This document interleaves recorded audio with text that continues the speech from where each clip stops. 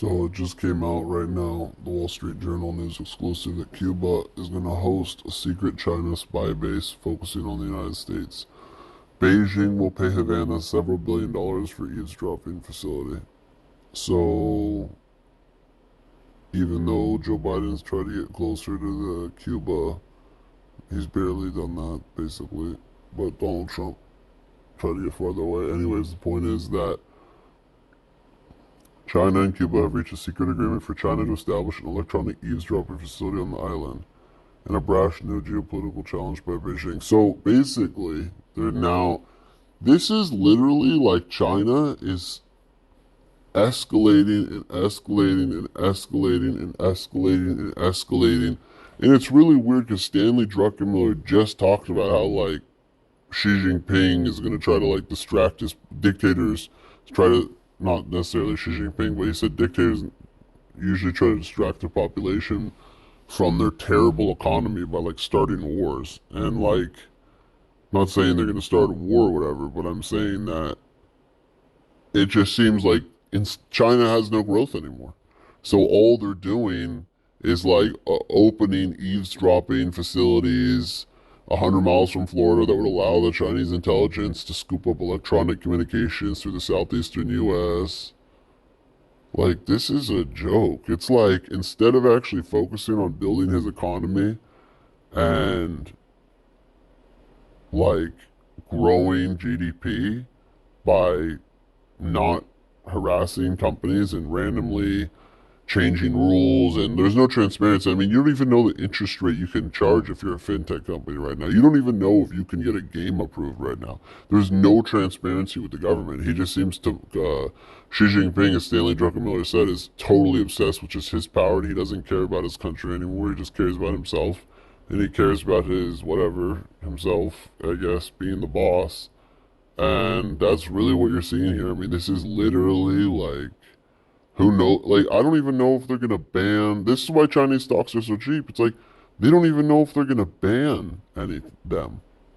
Like, China could just ban and prohibit dividends or prohibit anything. So this is a really bad sign because it's like Beijing says, "Oh, we're open for business."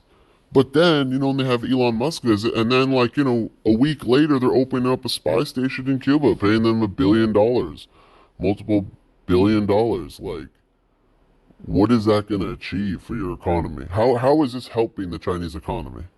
All this is going to do is put more political pressure on the president, probably, to like militarize and put up more sanctions, and like this is literally really bad for for everybody. So, and they were in their conference last week, and they were like arguing the China's defense minister and defense secretary Lloyd Austin. Well, this is really bad, but the Russians had one there. Interesting enough, the Russians had a listening outpost, it looks like, or its largest overseas signal intelligence site outside Havana, which they closed in 2001. So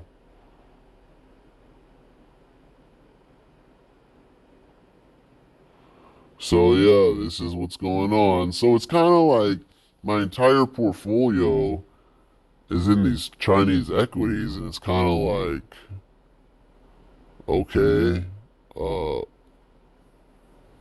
I mean, I'm like sitting there like, oh, okay.